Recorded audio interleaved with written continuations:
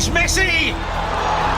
It is the cleanest of clean finishes from the best on the planet. It's time for the biggest sports stories. Liverpool, the champions of Europe, on top of the world. The biggest interviews. That such a great spectacle is ruined by such thuggish behavior. And all the analysis right here. He's the one player that has the arrogance to think that he can play in any stadium in the world and any pitch in the world in front of any player in the world and take them on. Every weekday, it's my sport, it's your sport. It's ZiFM Sport. Let's join the team for the biggest show in the world of sport on ZiFM Stereo. My station, your station. It's a very good evening, Zimbabwe, and welcome to your favorite sports show, ZiFM Sport, on your favorite station, ZiFM Stereo, my station, your station, after a weekend of absolutely thrilling action in the world of sport. There was Formula One, there was plenty of footy. The cricket was cancelled in England, but there's also a bit of rugby. We carry all that on today's edition of ZiFM Sport with your favorite team. That team is Christine Midzi, Barry Menandi, your producer, Sean Teferinika, and my name is Mike Madoda. We have a heavy Champions League flavor on tonight's show, and it's even on the home front where Warriors striker Tino Kadewere may not have featured in a single competitive game for his new club, Olympic Lyon, since his move earlier this year. But Lyon paid tribute to Tino's brother, the late Prince Kadewere, as they ran out 3-1 winners over highly fancied Manchester City in a UEFA Champions League quarterfinal clash on Saturday night. We have international sports news, where we go stateside. The Portland Trail Blazers completed the playoff bracket with their play-in win against the Memphis Grizzlies to bring to an end the NBA regular season. It's time for business in the Orlando bubble. The NBA playoffs tip off tonight. We take you around the world in 60, starting off in New Zealand, where the Otago Highlanders produced a high-octane second-half performance and capitalized on some luck to beat the Wellington Hurricanes 38-21 in the final game of Super Rugby at Aroa in Dunedin. In the Czech Republic, top seed Simona Halep claimed her second successive title as she comfortably beat Elise Mertens to win the Prague Open. And in Spain, Lewis Hamilton shrugged off Red Bull and tyre concerns to seal a dominant Spanish Grand Prix victory and extend his Formula One championship lead, while a feisty Max Verstappen beat Valtteri Bottas to come second. We have our Monday staple, which is the Castle Lager World Football Report. And today we kick off in the Champions League, where Bayern Munich head coach Hansi Flick refused to get carried away with his team's stunning 8-2 demolition of Barcelona in the quarterfinals, insisting there's still plenty of work to do. Now that's an ominous sign. Rudy Garcia, in other news, proudly announced Lyon won the tactical battle against Pep Guardiola's Manchester City in their shock win on Saturday night. And in the Europa League action, Sevilla coach Julian Lopetegui says they won't get to the final to make up the numbers after their victory over Manchester United last night. All of that and so much more to look forward to. But first is always our power play. Today it is Manic Monday, and we call upon Charlie Puth and Black Bear. This one's called Hard on Yourself. The Warriors, the Chevrons, the Cheetahs, the Mighty Warriors, and the Sables. From the pool to the track to the field, we are Team Zimbabwe.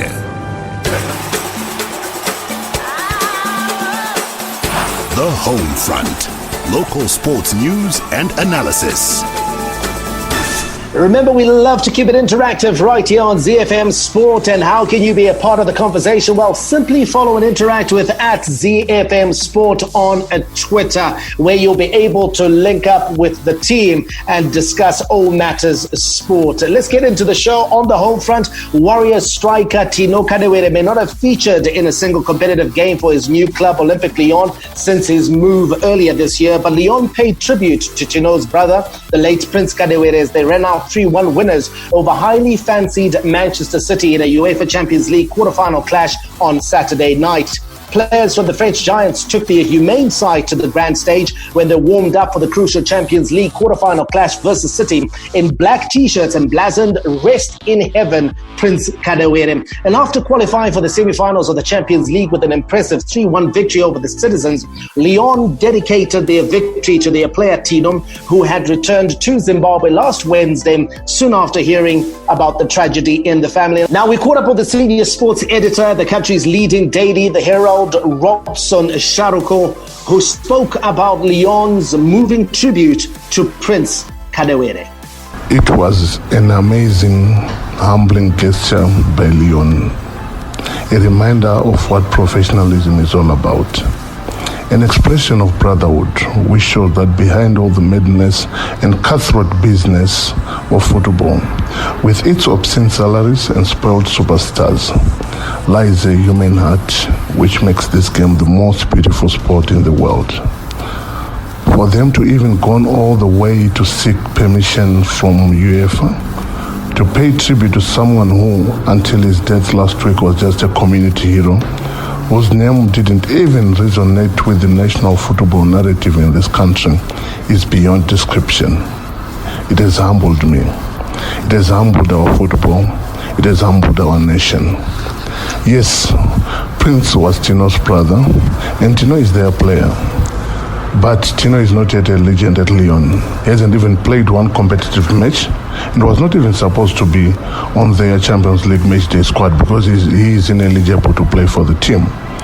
Now, for them to go all the way as they did, to express their love, to express their sadness, I mean, you get this feeling that this shows us a number of things. One, the camaraderie at Lyon is amazing. Just the perfect club any new recruit would love to be at. And two, they give us a lesson that we probably don't attach as much value to our stars as we should be doing. I mean, I'll give you an example. 5 years ago, Benjamin's father almost died. And here in Zimbabwe, it was like nothing had happened. And yet, this is the man who gave us a player who became the Warriors captain, a player we trusted to lead our national football team. And this guy dies, and it's almost like business as usual. This has to change. And Lyon have given us a way, have given us a model, have given us an example of how we should treat our heroes. Hopefully, we've picked some lessons, and going forward, we'll learn to appreciate our stars even better. Because if you look at us, we are quite a toxic family. We love the stories that our stars have fallen on bad times. We love the stories that our stars are struggling. We don't have a heart for them. We seem to be desperate to hear that they failed. And this is not the way that the world operates. This is not the way that they look at their stars. We have to look at our stars. We have to feel for them. In death, as in life, let's appreciate our stars. And Lyon have just given us an example. Hopefully, both the media and the communities that we live in, the fans, the clubs, the association have taken note of the good example. And may that be the change that we're looking for in the way that we handle our business. Robson Sharuko there speaking to our producer Sean Taferiyika earlier. And of course, Prince Kadewere laid to rest yesterday in Zimba. His brother Tino Kadewere in attendance. And of course, I think it's well, let's start off, Barry, by perhaps, acknowledging the role played by the authorities in allowing Tino to move out of quarantine, to go and, of course, bury his brother. I think that was a touching concession that must be applauded. And also what must be applauded, Barry, is the tribute, the moving tribute that we have seen from Olympic Lyon. Here's an individual in Prince that they did not know. Yes, the brother Tino is a part of them. He's just joined the club. But for them to do that for Tino goes to show you that the Olympic Lyon dressing room is a good place to be at the moment. It certainly is a great place to be, because if you look at how long Tino has actually been with Olympic Lyon, remember he finished his season with Le Havre, and then joined the pre-season with, in inverted commas, the pre-season with Olympique Lyonnais, and has been with them possibly 2, 3, maybe 4 weeks at most, and to already then pay tribute to a brother, to a player who has just arrived at the club, a brother who you have never met. I don't think there's any player within the Lyon lineup who ever met Prince Kadewere. It certainly is a moving tribute. And I want to also layer on top of that what you just mentioned, the authorities in Zimbabwe issuing those special concessions so Tino didn't have to quarantine when he got back home and went straight through. I think every organization that we've seen involved with all of this has shown a human face, and it's sort of a fitting tribute to a man who you and I knew personally and was a great human being. Coach PP was just an affable guy, a friendly guy, and you can't see any reason why institutions and organizations would make his burial or people paying their last respects any more difficult to a guy who was so easy, and it's just been easy around it. So this humanity being shown is certainly something to behold.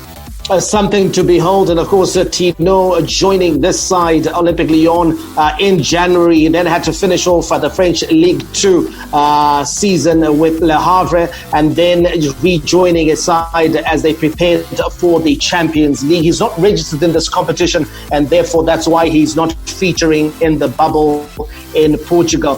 Chris, you take a look at the situation that unfolded mainly on social media last season regards Marvelous Nakamba and Aston Villa. Well, it looks like Aston Villa is going to have a bit of competition this season from Olympique Lyon, because this tribute here, just judging from the comments and the amount of Zimbabweans who have been having discourse and interaction over what happened at the José Alvalade Stadium in Lisbon, it shows you that this club is seriously competing for Zimbabweans' affections. Definitely. I don't think Zimbabweans generally were paying too much attention to the French league, but I think after this, it tugs at the heartstrings, and that they managed to make such a display for one of our own, which is who Prince Kadewere was. He was one of our own, and to manage to make that kind of display on a Champions League night, I think basically tugged at the heartstrings of every single Zimbabwean who saw those posts and saw what they were doing for him. And so I think there's going to be quite a lot of interaction that they can expect from Zimbabweans. I think if there's anything, Zimbabweans are loyal. And once we saw, for example, what happened with Marvelous Nakamba, I wouldn't be surprised to find that Zimbabweans in their droves will be there to support Olympique Lyon going forward.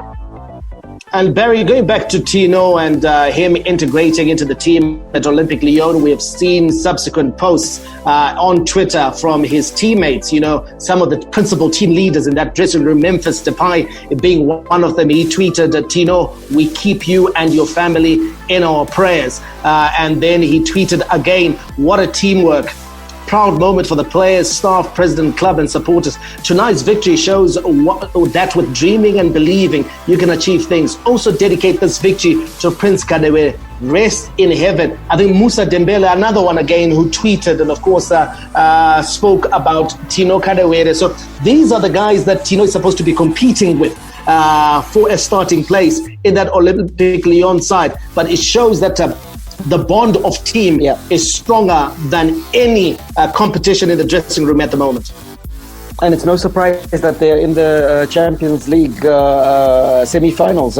It's as a direct result of the fact that this is a team. They are one body. They are united in mind. Look, I can't comment too much about their league position. I mean, finishing so low down. But going forward, certainly, this Lyon team, because of that togetherness, is going to achieve great things. And already, I mean, Champions League semi-finalists over Manchester City, no less.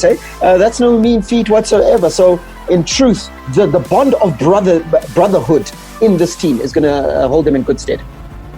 Now, Chris, you know, this tribute, I think what has touched a lot of people is the fact that Prince Kadewere is someone who a lot of people will not remember as a footballer. Barry has spoken about him as someone that we knew him mainly as a coach, especially in the Northern Region Soccer League, where he managed a number of sides in the lower divisions. But here is a team, Olympique Lyon, on the grandest stage, the UEFA Champions League. They are paying tribute to someone who did not even kick a football in anger for them, someone they don't know personally. And yet we have seen tragedy before so many legends here in Zimbabwe, and we've hardly ever seen a football club in Zimbabwe put in a tribute of this magnitude for one of their own. Definitely, and it's sad on our part. I don't think we do nearly enough to honor our legends. I think it's an almost after the fact thing when one team possibly will put up some social media posts, but it's not really enough. And we need to see more of that, of us honoring our own legends. And it needs to not necessarily just the legends, but just former players who've contributed to Zimbabwean football on every level. Our top coaches. These are things that we need to be doing, and these are things that clubs, especially in the top tier of football, need to be doing. It needs to be almost institutionalized, that when it comes to our players, our coaches, just in Zimbabwean sport in general, we need to honor them and we need to remember them somehow. We don't have a Hall of Fame. We don't have anything of that nature. When we get our sport restarted again, we'd like to see some of those displays of teams actually going an extra step to honor people who've contributed to sport in this country. Well, I'm going to bring our producer, Sean Tafirinika, into the conversation right now. And I know right here on ZiFM Sport, we have largely concentrated on giving our listeners news out of England, Germany, Spain, as well as Italy. Sean, you've got to make a call, buddy. Are we going to be covering the French League this coming season? Yeah, let's do it. We hope that Tino gets lots of game time, and yeah, we're definitely going to be covering it.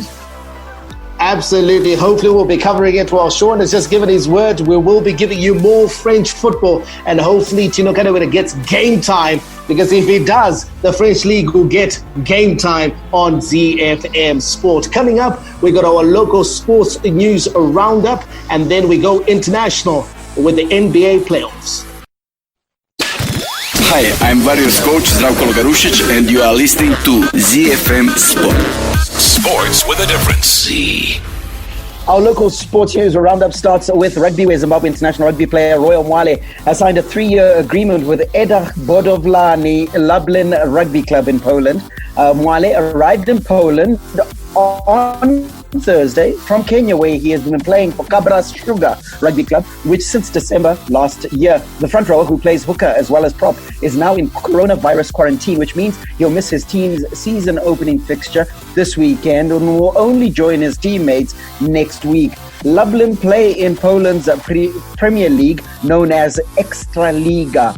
On to swimming news, where Zimbabwe Aquatic Union have approached government for permission to start this year's competitive action in September. As part of interventions to stop the spread of the coronavirus, swimming, together with 14 other sport codes, is only allowed to train. As a result, clubs have been training using heated pools for the past 2 months. The union's chairperson, Tracy Dorman, said they are now working on a proposal that would enable them to return to competitive action. The proposed guidelines and procedures will be submitted to government through the Sport and Recreation Commission, the SRC, for approval.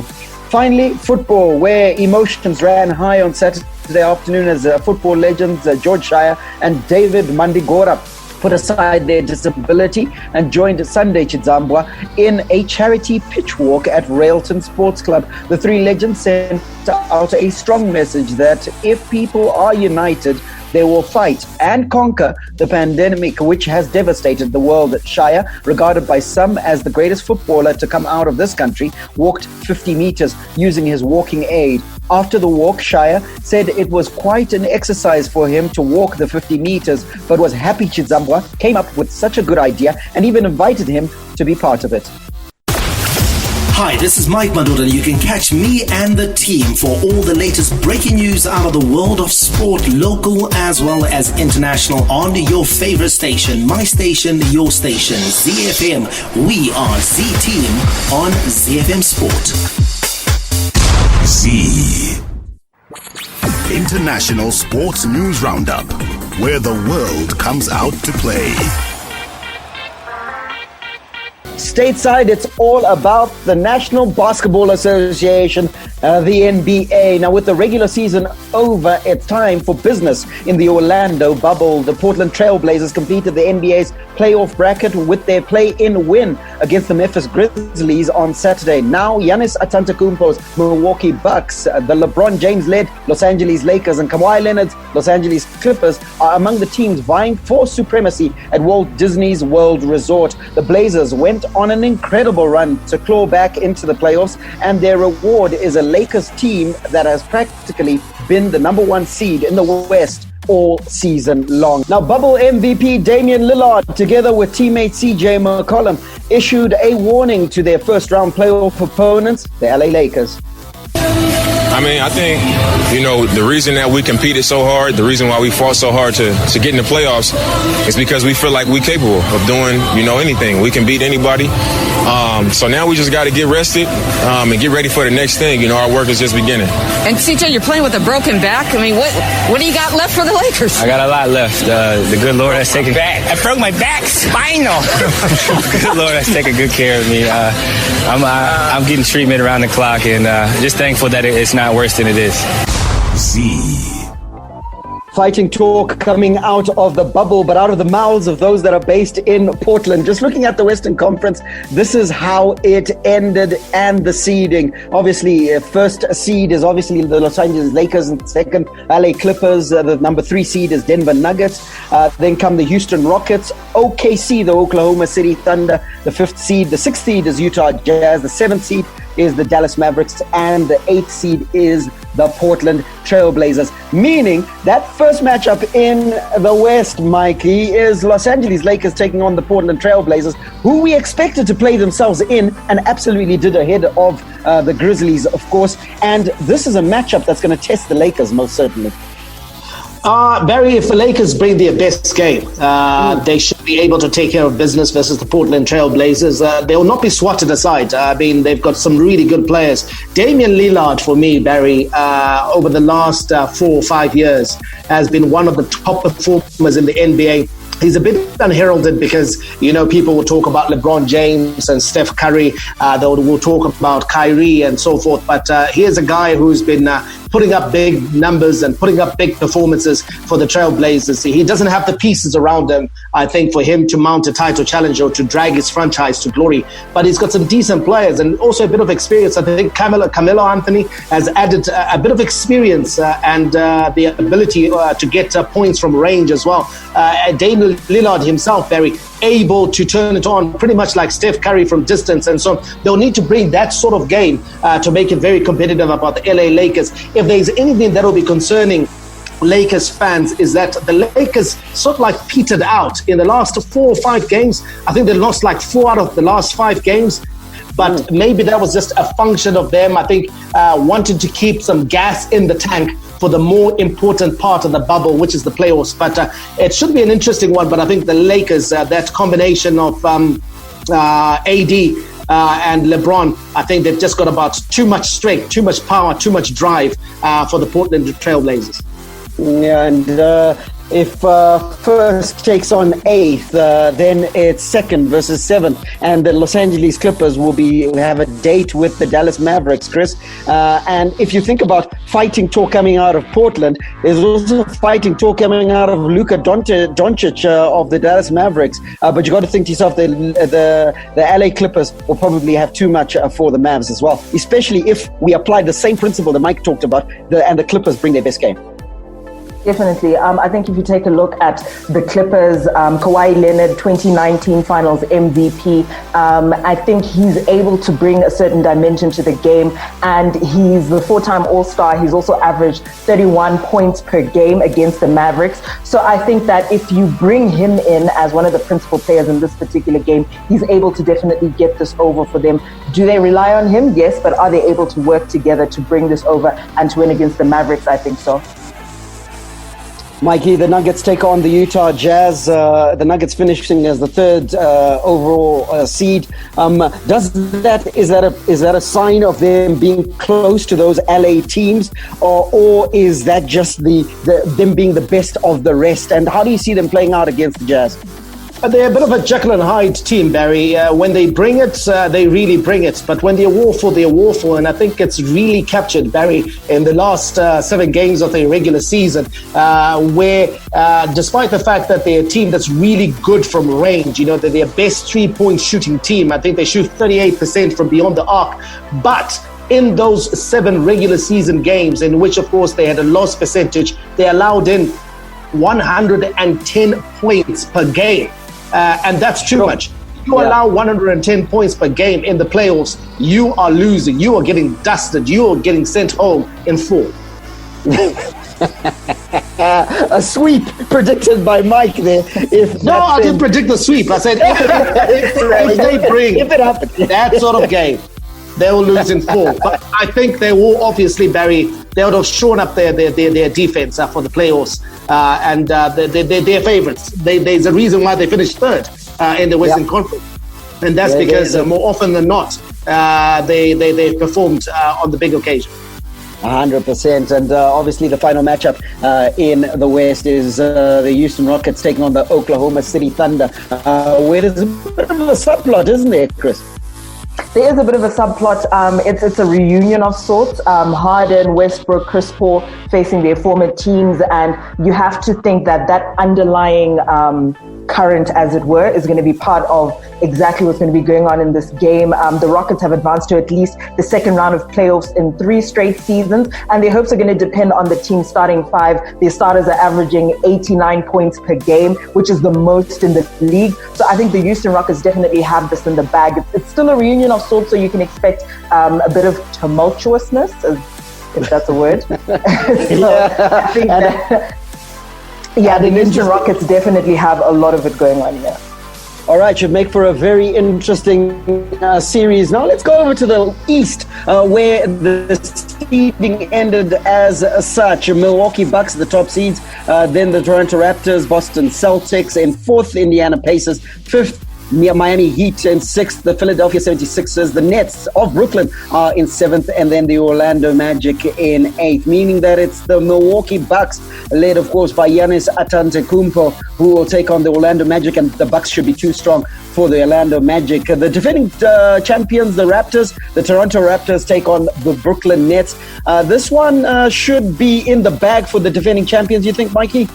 Yeah, absolutely, Barry. They are a team, and I think they showed that against the Golden State Warriors last time out. A lot of people thought the Golden State Warriors would have won that series and probably won it comfortably. There were people who were even talking about a sweep, but they showed the power of team over star quality. That when the team is cohesive, when the team is functional, when the team brings it together, they will beat any mercurial performances from 1 or 2 stars. So I fancy that the Toronto Raptors, they will be moving on to the next round in the playoffs. So if you're setting your bracket, you need to put the Raptors and install them nailed on in that series. And then it's the Boston Celtics who will be taking on the Philadelphia 76ers. This one, all very interesting. Very familiar foes, these ones, Chris. Familiar foes, this is basically a renewal of those hostilities. They've won, the Celtics have won the last 4 series between the two teams. So Philadelphia haven't claimed a series against Boston in the playoffs since 1982. You've got to think that if history is on their side and definitely they're in form, then they'll be able to get this one over. But also the 76ers with Joel Embiid on their side, and he'll be basically shouldering the burden for them in the absence of Ben Simmons, who's their only player ever in history to average 8+ rebounds and assists per game for his career. So it's a kind of balanced affair, but I would expect the Celtics to be able to win this one. Yeah, Celtics, and this one could be decided by the fact that perhaps it's on neutral courts. I'm just fishing here and looking for positives, but likely it's going to be the Celtics to go through. The last one in the East is the Indiana Pacers taking on the Miami Heat. Quick rundown of your matchups tonight. The series, the various series start tonight, and the Utah Jazz take on the Denver Nuggets. Brooklyn Nets take on the Toronto Raptors. It's 76ers of Philadelphia taking on the Boston Celtics. The Dallas Mavericks will take on the LA Clippers. Hi, my name is Zugba Amute, Los Angeles Clippers small forward, and you're listening to ZiFM Sport. Around the world in 60 seconds. International sports news. We take off in New Zealand, where the Otago Highlanders produced a high-octane second-half performance and capitalised on some luck to beat the Wellington Hurricanes 38-21 in the final game of Super Rugby at Aotearoa in Dunedin. The Hurricanes' loss ended their 5-game winning streak and robbed them of the chance to leapfrog the Blues into second place on the table, while the Highlanders gave Aaron Smith and Ash Dixon a double reason to celebrate on their 150th and 100th Super Rugby appearances, respectively. We head over to the Czech Republic, where top seed Simona Halep claimed her second successive title as she comfortably beat Elise Mertens to win the Prague Open. The Romanian world number 2 playing her first event since winning in Dubai in February, shortly before the coronavirus pandemic forced tennis to shut down, won 6-2, 7-5. In Kentucky, American Jen Brady captured her first WTA title, defeating Swiss left-hander Jill Teichmann 6-3, 6-4 in the top seed Open final. And we touched down in Spain, where Lewis Hamilton shrugged off Red Bull and tyre concerns to seal a dominant Spanish Grand Prix victory and extend his Formula One championship lead, while a feisty Max Verstappen beat Valtteri Bottas to second. A week on from a surprise first defeat of the season, Mercedes had been fearful of the threat of Red Bull again in the Barcelona heat, but pole sitter Hamilton was in control from start to finish despite Verstappen's admirable efforts. Don't miss the full Formula One report on tomorrow's show. The big leagues, the big teams, the big players. The beautiful game on ZiFM Sport.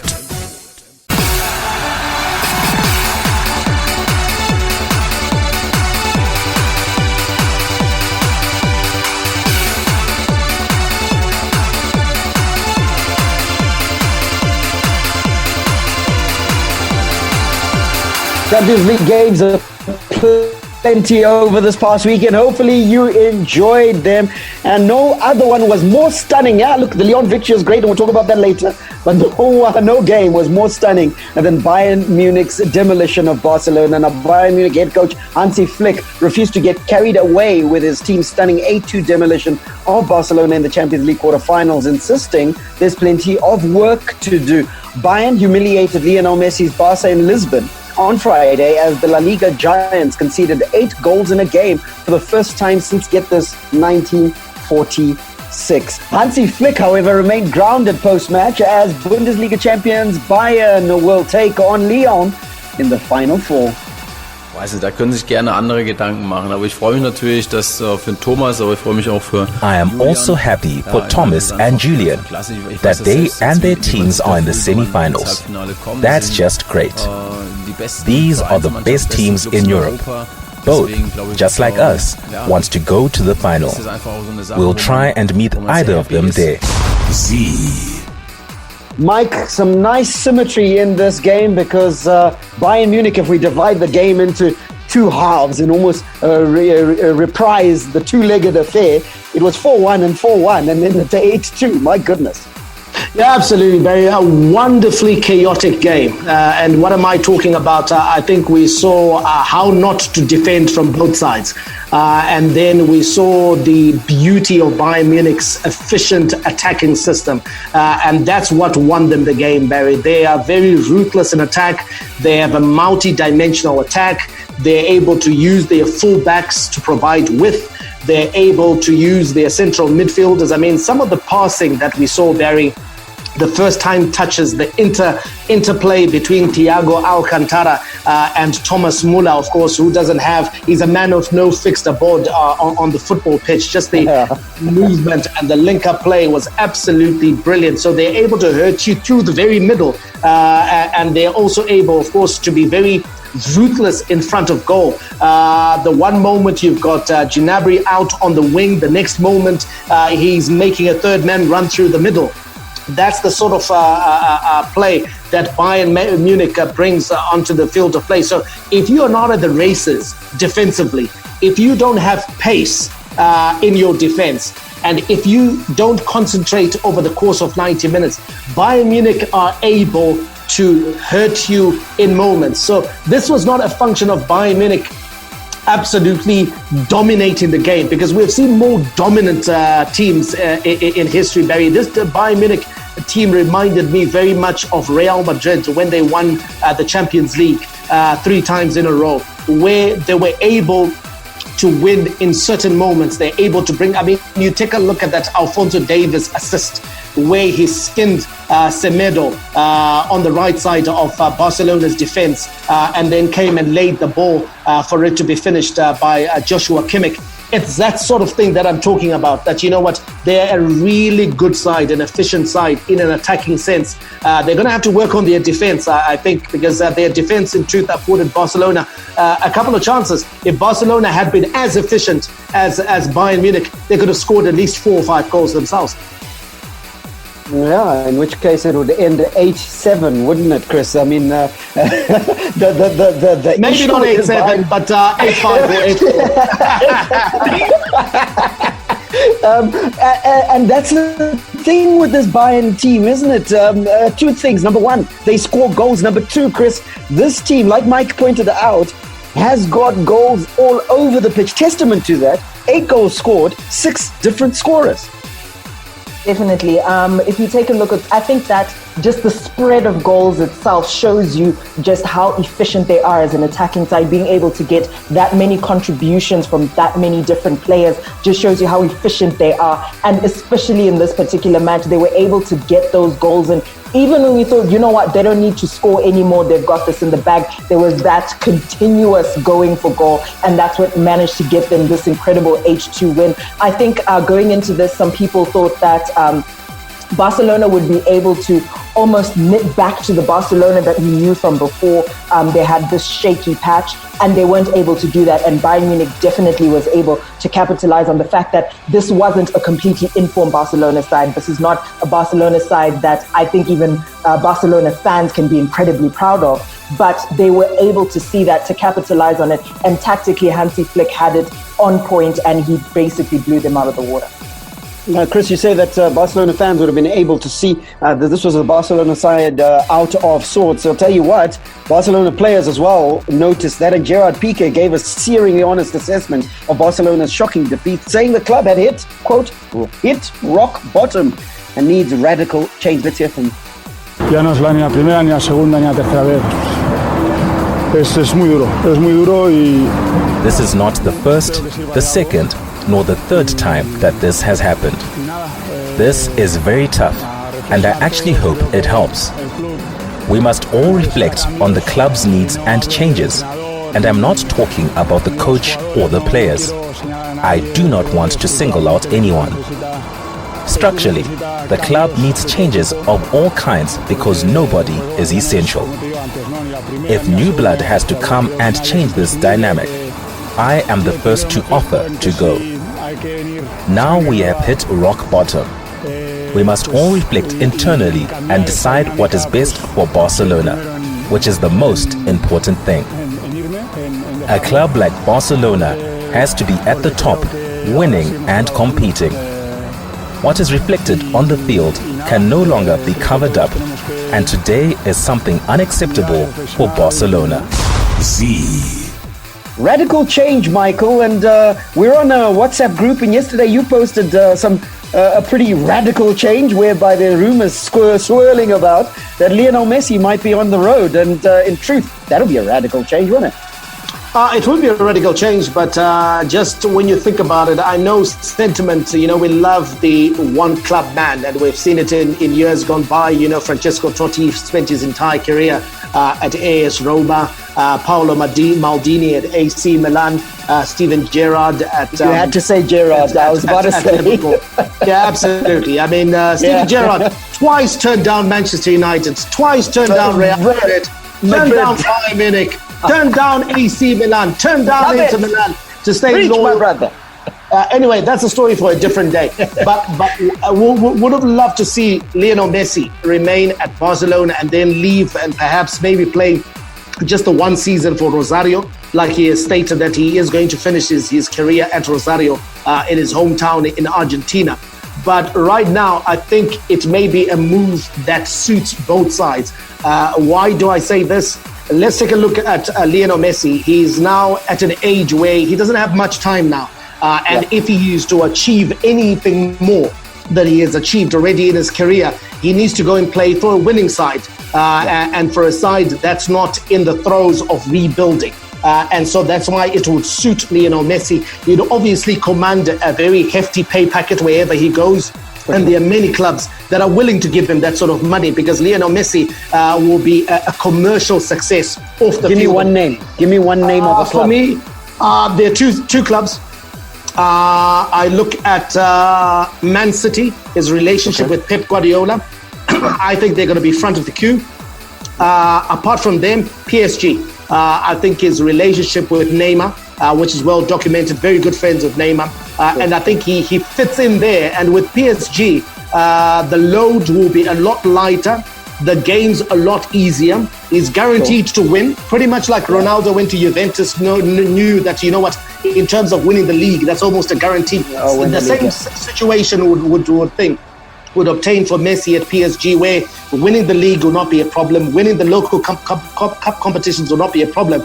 And if he can then link up with himself and Neymar and Mbappe and Icardi playing in front of him, that team then, to be honest, that team would be able to challenge this Bayern Munich team quite easily, because that team would be something to behold. So that's the thinking, because if he goes to Man City, the reason why I would be a bit hesitant if I was his advisor for him to advise him to go to Man City is, I take a look at Liverpool.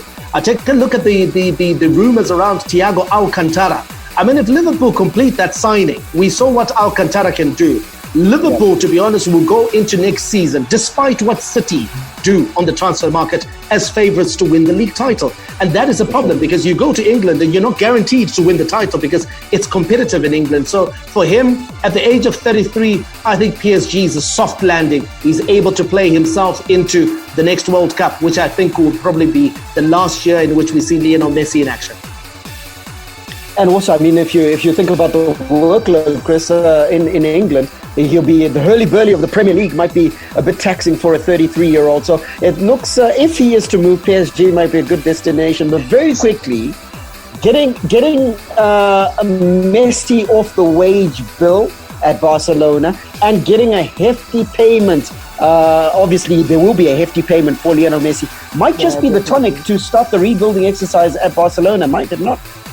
Definitely, and especially in the market at the moment, if you take a look at the way players are being priced, the kind of players that a club like Barcelona would need to bring in a rebuilding process, if they do it correctly.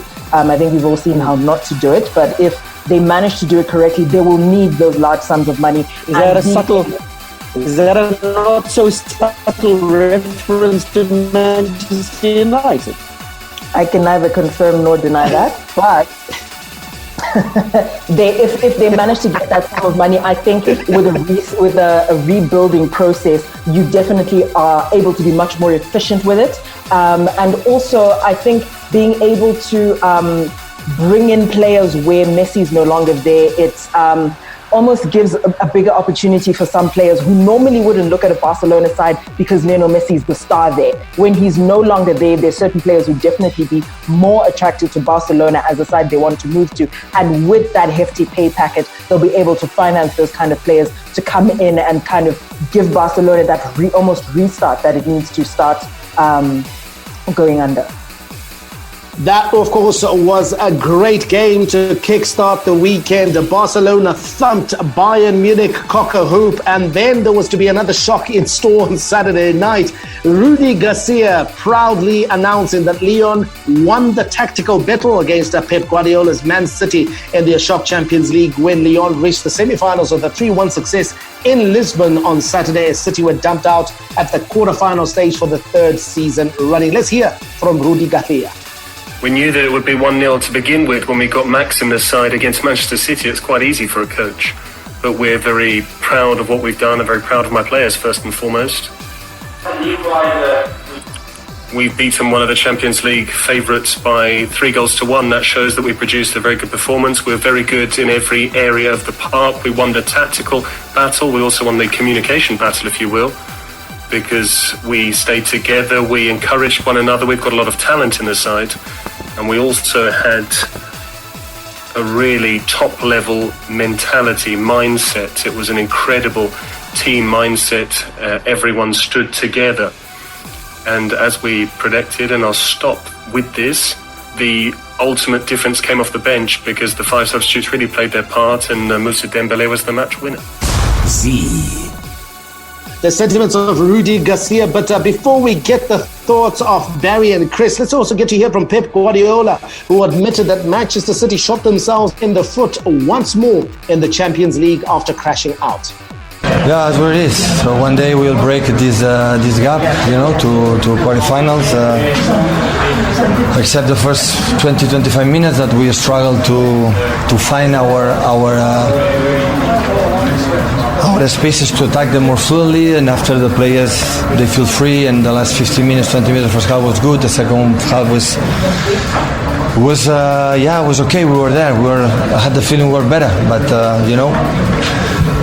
you have to be perfect in these competitions in one game, and we didn't. Pep Guardiola understandably disappointed, Barry, and his disappointment will not come from the fact that the players in some instances underperformed. They'll also come from the fact that he himself, I think this is one game where many feel he let the side down. He tinkered too much, changed the shape, changed the selection, changed the tactics, and it backfired.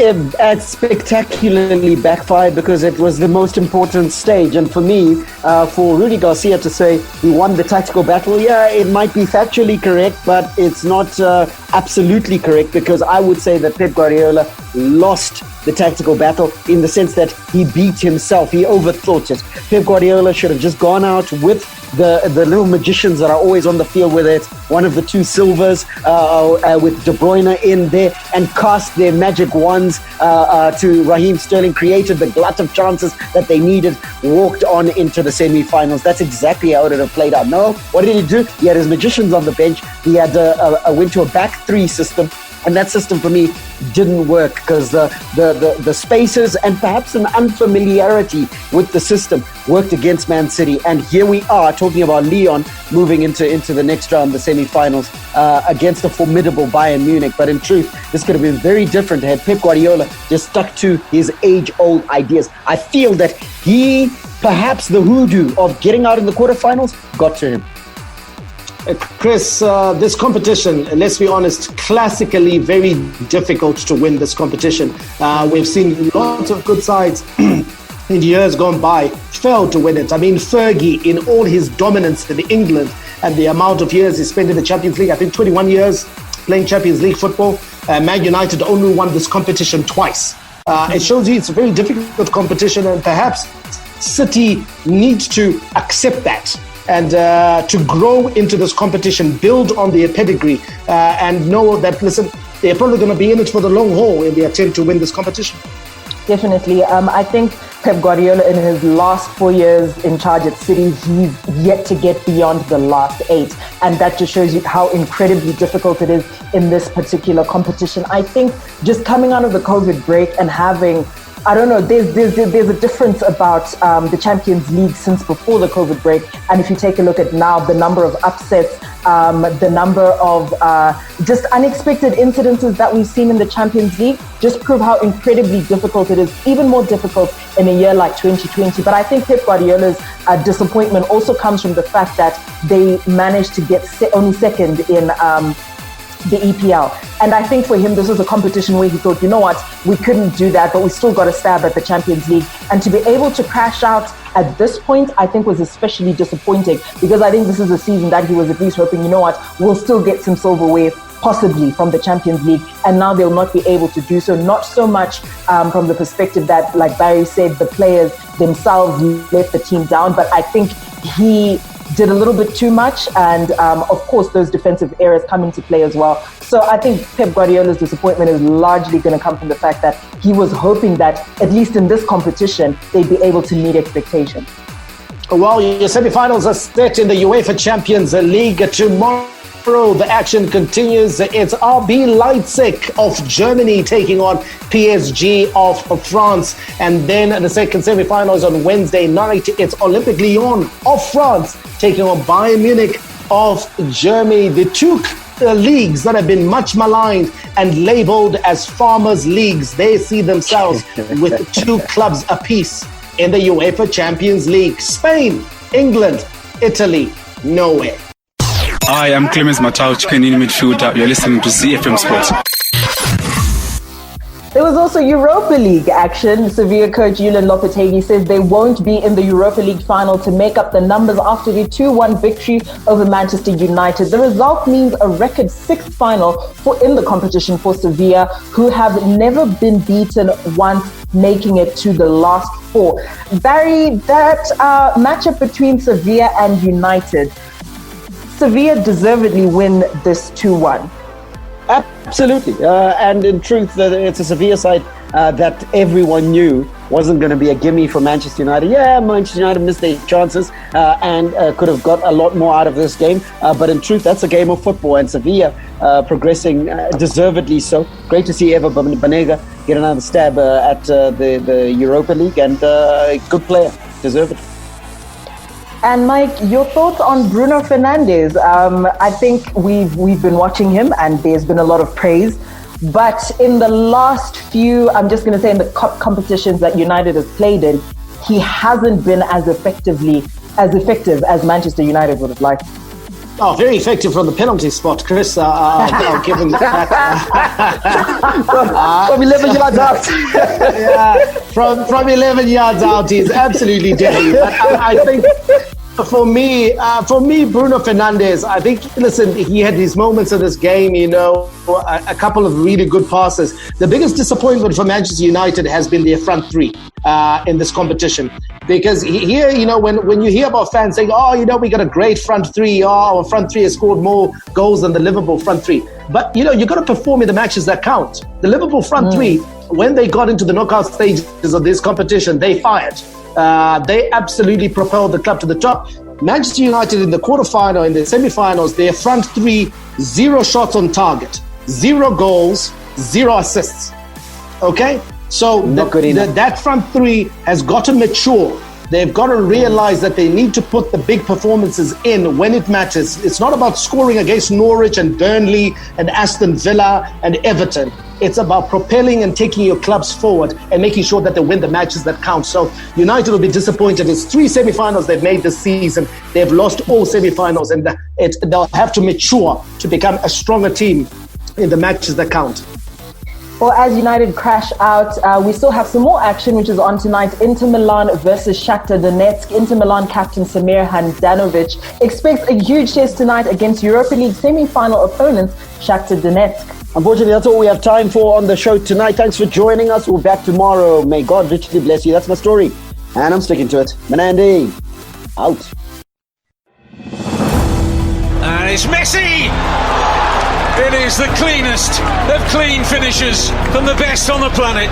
The biggest sports stories. Liverpool, the champions of Europe, are top of the world. The biggest interviews. That such a great spectacle is ruined by such thuggish behavior. And all the analysis right here. He's the one player that has the arrogance to think that he can play in any stadium in the world and any pitch in the world in front of any player in the world and take them on. Every weekday, it's my sport, it's your sport. It's ZiFM Sport on ZiFM Stereo. My station, your station.